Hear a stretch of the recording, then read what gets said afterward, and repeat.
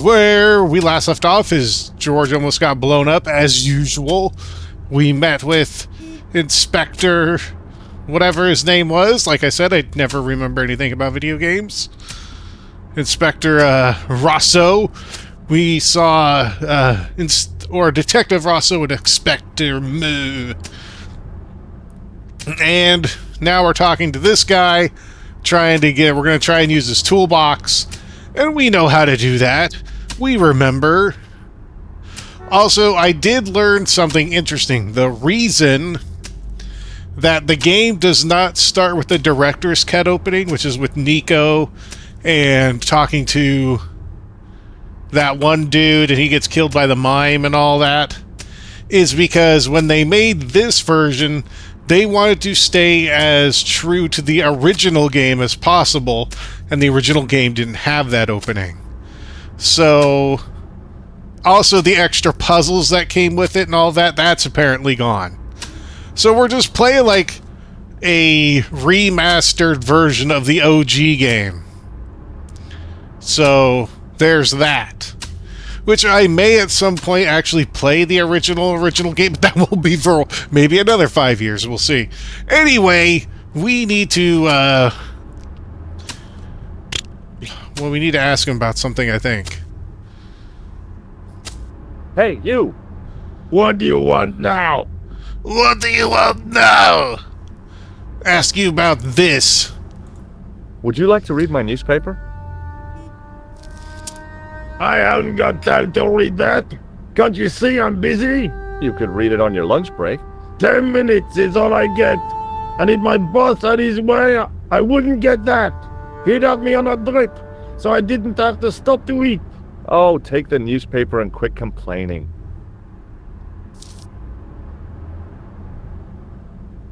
Bah! Look at this! Damn bleeding out liberals! Yeah! Save the dolphins, catch them and eat them, I say! All that fuss over a bunch of fish! Nah, that's more like it! Look at the size of those! Like champagne bottle corks, no? Ah, what's this? Saladin running in the Prix de l'Arc de Triomphe. It's a racehorse? A horse? A legend! Bucephalus reborn, mon ami! Like a streak of lightning she is!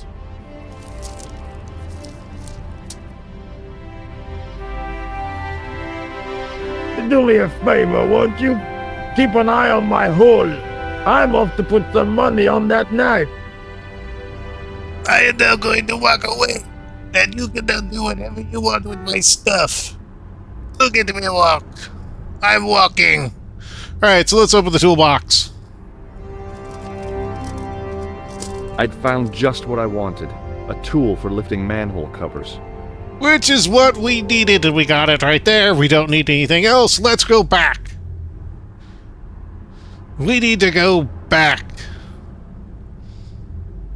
Also, who is texting me? Okay. Alright, so then we need to go in here. Also, I'm still trying to find even though the audio has been kind of like better split up, I'm still trying to find the right balance. So hopefully I'm finding it. It may take another, you know me, and audio stuff. It just never works out the way it should. But now let's open up this. I lifted the cover to reveal what smelt like the entrance to a sewer. Also, George he just pulls that out of a pocket, and eventually I think I remember he pulls something out of his ass, so there's that. But we need to go find some evidence.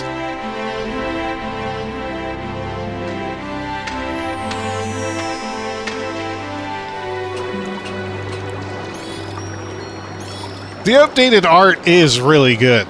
I like it. But we have this. What is this? It looks like a red ball.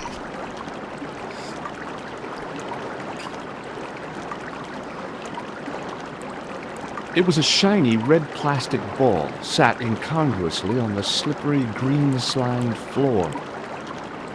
Well, let's As I pick it picked up. the plastic ball, I realized it was intended to be worn. It's a nose. It was the clown's red nose. And we have it. No, I wanted to look at the inventory. In our inventory. The nose was hollow. Printed on the inside were the words, La Risée du Monde, Paris. Well, we're going to have to figure it out. Also, Squeak! Squeak, that one's dead. That one's dead, but Squeak! Squeak!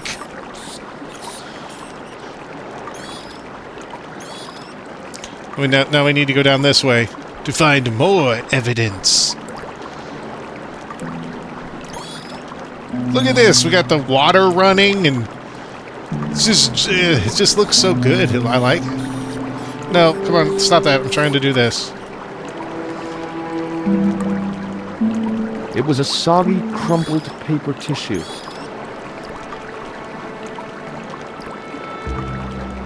I scooped up the sodden tissue. It was cold and greasy, like breakfast leftovers. Breakfast leftovers. It was the soggy tissue I'd found in the sewers.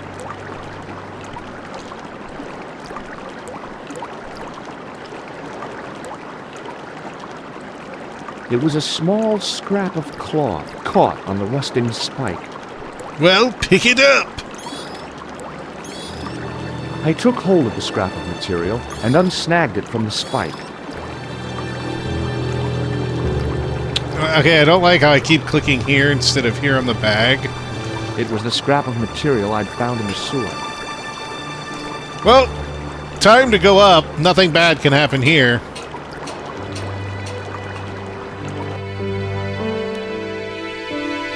Hi there. Hold it right there, you sewer rat. I knew you'd come back. And now I've got you. What are you talking about? You're trespassing. Come out of there, immediately. That's what I'm trying to do. Give me your hand.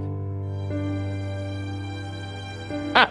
You won't catch me with tricks like that. Keep your distance, monsieur. Okay, okay. Now, what were you looking for? We were... Ooh, that looks like Flapping Guido. But we were looking for a clown. I was looking for a clown. Huh, ridiculous. Do you really expect me to believe that? He planted a bomb in the cafe and blew it up. What? The cafe? Blown up? Mon Dieu, that is awful. And you say the person responsible was dressed as a clown? That's right. He blew up the cafe, escaped into the sewer, changed his clothes, and came up here. Mon Dieu! Meet me. And then, the man I chased, do you think that man and the clown are one and the same? Well, yes, it had crossed my mind. Ah, that still does not explain what you were doing down the sewer. For all I know, you are in league with him. Oh no, I'm just a tourist. Most tourists are content with the Eiffel Tower, the Louvre, or the Pigalle.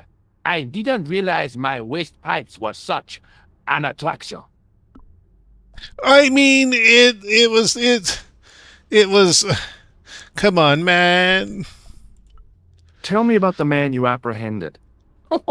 What is there to tell? He was a typical criminal type, just like you. Oh, that's not nice. Does the name Plantar mean anything to you? No, it doesn't. Who is he? The man who was killed in the cafe. I'm gonna find the guy responsible. I'll find it. Even if it means following him down every sewer in every city in Europe.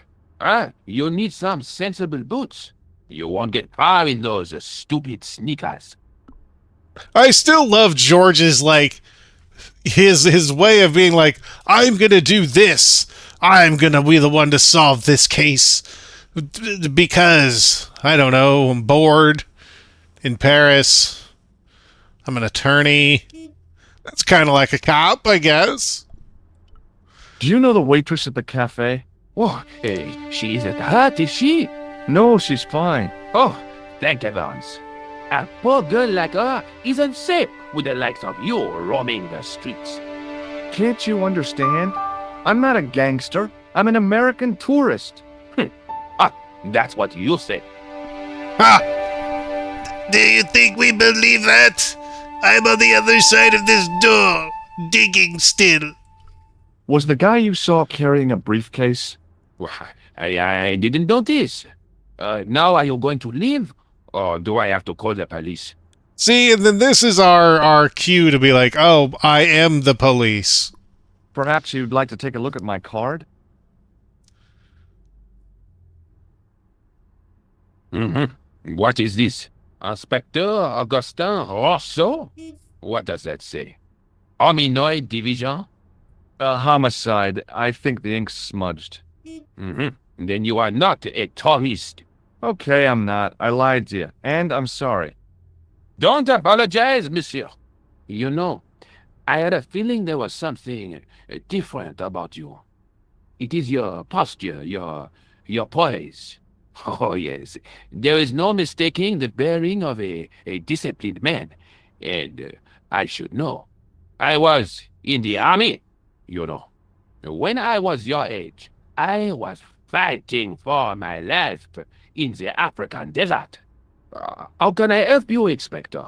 So Let's now we have to start do it over all from the again. beginning and tell it just like it was. He wasn't telling us everything. Tell me about the man you apprehended. Oh, he was a mean one, monsieur.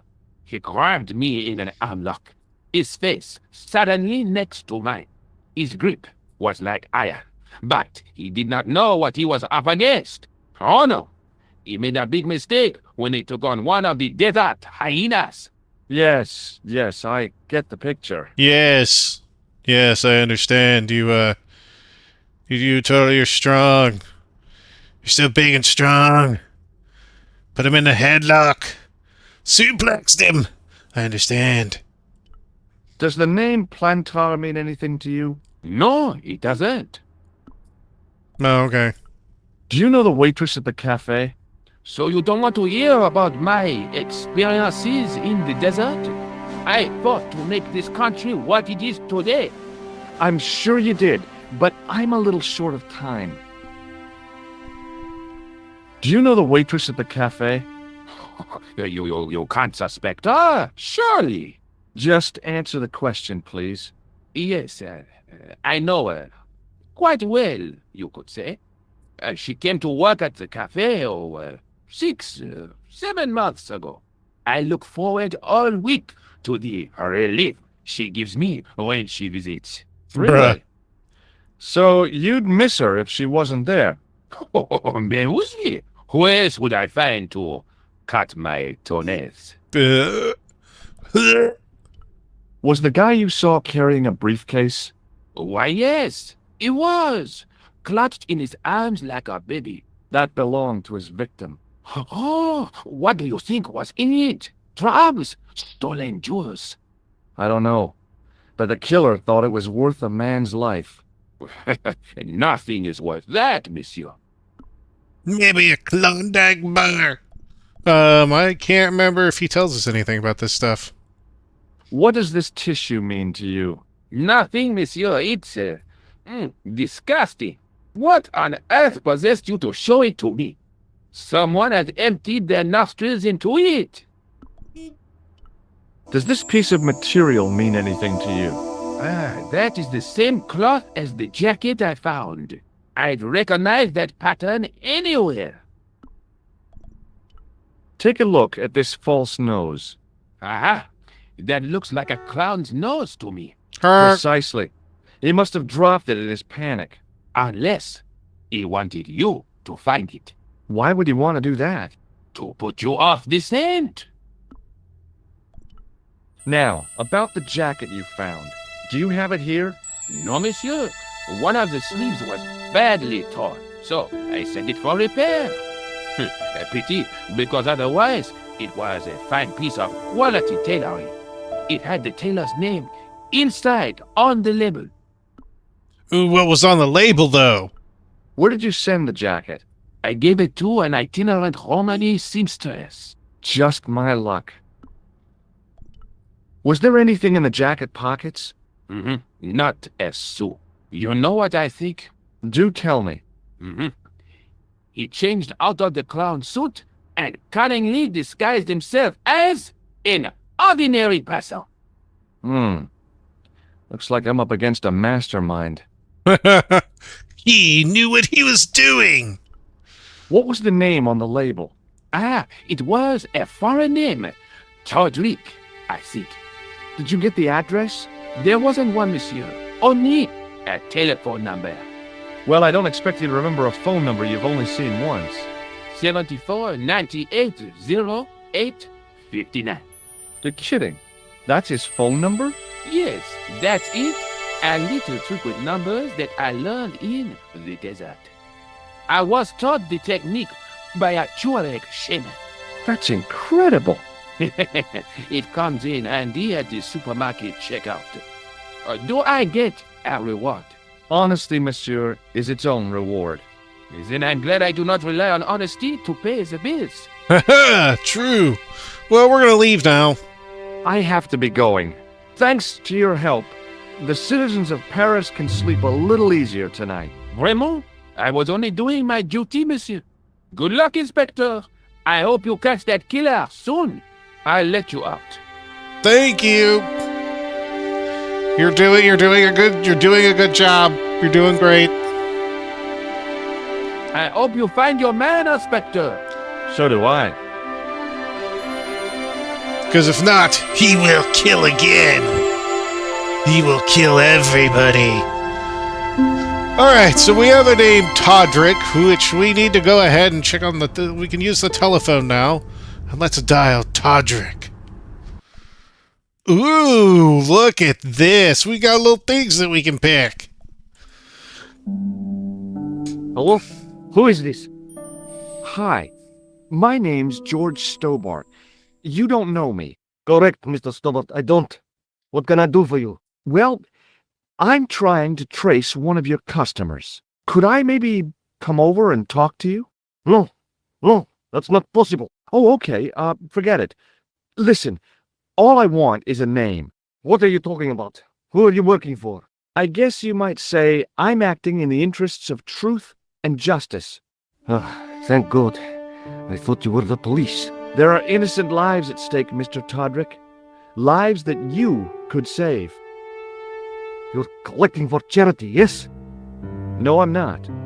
All I want from you is information. Go on. I'm listening. Do you know a clown? What do you know about the clown who bombed the Café de la Chandelle Verte? I don't have no idea what you're talking about. You're cool, Todrick. But I think you know more than you're saying. I don't know who you be, but sure I am you don't know what you're talking about. I don't know if you're saying that to make me think you don't know what I mean, but, this is ridiculous. Quit playing games with me, Todrick. I tell you, I know nothing about no clown. Other than you, on the phone, with your parted hair and... guy in his supposed 20s trying to look like he's 50, I guess? I don't know. That is kind of a goofy look. I do like the new phone thing, though. Do you know a guy called Plantar? No, I never heard of him. Shall I tell you what happened to Plantar? How he was killed in cold blood? I told you, I never heard of Plantar. Did I tell you how he was blown bits by bits? One of his eyeballs landed on me like he was staring into my soul. I expect Plantar's a family man, don't you? In their little apartment, Madame Plantar is cooking the supper, listening for the familiar sound of her husband's key in the door. Junior is waiting for his daddy to come home from work. He can't wait to show him the merit marks he earned in school today. Only tonight, Monsieur Plantar won't be coming home. You forgot the puppy. Huh? The faithful puppy dog, waiting for the sound of his master's voice. Well, maybe they don't have a dog. What do you think? I don't know, Plantar. I never heard of Plantar. None of this has anything to do with me. True, well, that part doesn't really. Did you know that one of your customers was a part-time clown? If a guy feels happy with a funny nose and custard down his pants, what's the problem? Thanks for nothing, Podrick. Well, we didn't get anything out of Todrick, but we know that we now need to call a certain someone, Nico Collard, who, I mean, look at that. It's pretty much spot on. Bonjour, Collard. Oh, hi. It's George Stobart, the American at the cafe. Ah, oui. You said to call if I could help. Have you any news for me? You bet. I met a witness who spoke to the clown. And I know where the killer gets his suits. No kidding. Hey, I'm impressed. You are? Well, it wasn't easy. Look, why don't you come here to my apartment? Fine. Where do you live? 361 Rue Jarry. Okay, I'll come right over. To Rouge-Jarry! Oh, we gotta go this way. To Rouge-Jarry! That's where we're going. We're going there now. See, look at this. We got Rouge-Jarry, the Poste de Police, the Café de Chateauvet. I like the new thing. And the little George there. He's like, hey, what are you doing? We gonna walk? No, he doesn't walk. It's the old lady! The flower lady who tells us our lives. We're gonna go talk to her. The woman was doing something with a pair of needles that couldn't be described as knitting. She was a cheery old soul, the kind you'd walk across the street to avoid. Nah, we're gonna go talk to her. I remember she talks like hi. this. Bonjour, monsieur. Would you like me to foretell your future? Something like that. No thanks. I'm very good, and it only takes a minute. Thanks all the same, but I'm not superstitious. Besides, if it only takes a minute, that's not much of a future to look forward to. Oh, we got flowers. We've got Nico Collard. Do you know a young woman called Nicole Collard? Yes, I do. She lives upstairs from me, in the apartment block across the street. The door isn't locked, but you'll need to give it a gentle nudge. It sticks, you see, because of the damp. The landlord said he'd fixed it before winter sets in. He's been saying that for 3 years. Yars. How long has Mademoiselle Collard lived here? A few months. She's in for a shock when the cold weather comes. Drafty windows, insufficient heating, it's a struggle to keep warm. The only reason I stay is because the rent is cheap. Your young lady, she deserves better. I thought Mademoiselle Collard was a successful photographer. Not as successful as she makes out for all her fine clothes. Oh, I've heard her crying herself to sleep at night. Well, that's sad. That's awful. Now don't you let on that I've told you. She's proud, that one. Too proud, if you ask me. Don't tell her that I told you that she cries. Are the flowers for sale? Oui, monsieur. Okay. I'll take a bunch of those white ones. I wouldn't do that if I was you. No? They are lilies, monsieur. Some people associate them with death. Yikes. Well, thanks for telling me. Yikes. What other flowers do you have? Dahlias? What do they signify? Insecurity. I don't want to give her the wrong idea about me. What about the tall yellow ones? Those are iris, the flame of passion. And the little yellow ones? Sensuality. Well, they're no use to me. I want to make an impression, not jump down her throat. I've changed my mind. Will you tell my fortune? You're going on a long journey. My, oh my. What a surprise. Can you tell me anything I don't already know? 10 francs, please, my dear. 10 francs? That's a ripoff. Please yourself. He usually does. How does this fortune-telling routine work? If I knew that, I wouldn't be selling flowers for a living. Haven't you ever wondered why you were blessed with the gift? Well, It's a bit like satellite television, I suppose. Some of us are born with a built-in receiver dish. I just happen to be one of the lucky ones. Maybe she's born with it. Maybe it's Maybelline. Nobody knows for sure. Can you really foretell the future? Only time will tell, monsieur. The strange thing is, I can't seem to see myself in the future. Other people, I have no problem. But when I try to see what might happen to me, nothing. That must be scary. Maybe.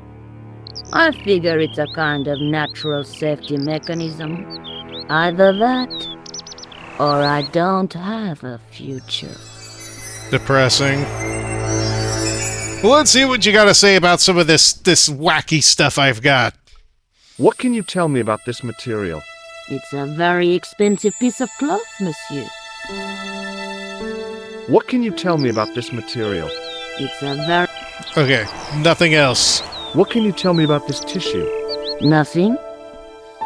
Nothing at all. Do you recognize this nose? No, monsieur. Well, she doesn't really have anything else See you she can later. tell me. That's right, monsieur. You will.